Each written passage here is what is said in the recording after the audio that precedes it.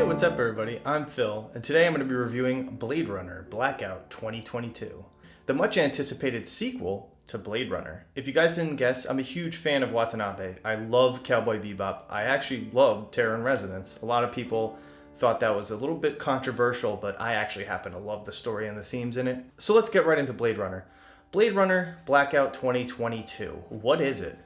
It is the long-awaited sequel to Blade Runner and also the prequel to the new film. This bridges the gap between the events of the original film and the new one, but also spoils a few of the key story plots in the new film. The new film has been mysterious. They didn't really give much away with the plot, so I'm kind of going in the movie blind like most critics. And so far, every critic has talked about it very positively. It's a very good film apparently. But anyway, let's get straight to the anime. First off, to put it simply, it's really good. It has a very interesting opening. The soundtrack hits home. It fits right with the themes of the original film. The only thing Watanabe did different from the original film was he included an action scene. Not to say there wasn't action scenes in the original film, but in this film he included that kind of anime fight scene, like a really good choreographed martial arts fight scene where one of the dolls fights a bunch of police officers.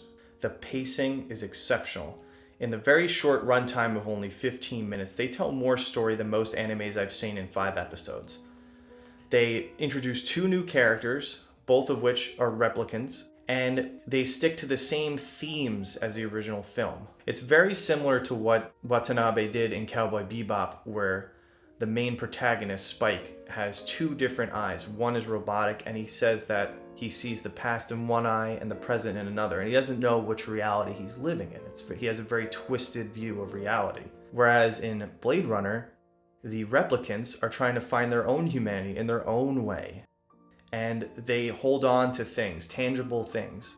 Like a photograph, for instance, could be a memory. It's very similar to what you would see in Westworld. Now, I won't spoil too much about the film or what actually happens, but I just want to talk about a few of the references. The most predominant ones that you would see and notice if you're a big fan of the original is the dove. Another cool thing that I noticed was one of the scenes where the doll falls through glass. I found this very interesting because it's a throwback to the original film where a very similar character gets shot from behind and then falls forward through a pane of glass.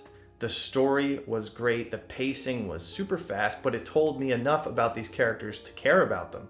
The only part where I struggled to kind of really stay invested in the story was the voice acting. It just reminded me of that classic Cowboy Bebop type dubbing where some of the voice acting is great, aka the main characters, and then the other voice acting for some of the side characters is okay, where you could kind of tell they're just reading from the lines. There's a certain scene towards the middle where these 2 police officers are speaking in their office. The lighting is great. They do this really cool smoke effect and ambient stuff to make you really feel like you're watching Blade Runner the anime. But the way they're delivering the lines was okay. Everything else about it is great. I highly recommend it. Go give it a watch. But if you don't want to see any spoilers about what the new film's about, don't watch it. It gives away a little bit, and then when you watch some of the trailers, you'll be like, oh, that's what they meant by the blackout. And it also shows one of the certain characters in the other 2 short films that they released on YouTube. I highly recommend checking those out as well. Everything is perfect in this anime. From the environments to even the characters, they're spot on. You feel like you're in the world of Blade Runner once again. I give Blade Runner 2022 a 9.5 out of 10.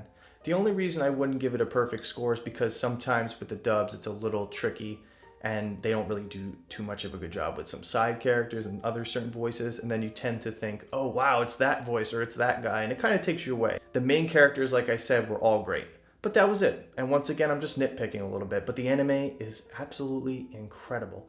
Go check it out right now on Crunchyroll. It's completely free. You just have to make an account. Click here to find it. As always, thanks for watching, and I hope you guys enjoyed my first ever episode, my first ever movie review on my new channel. If you like this video, please click right here and subscribe. I would really appreciate the subscriptions and especially the comments. I love debating things with people and talking about movies, so talk to me. Hit me up in the comments. And if you like this video, please leave a like and subscribe. Thanks for watching, and I hope to see you in the next video.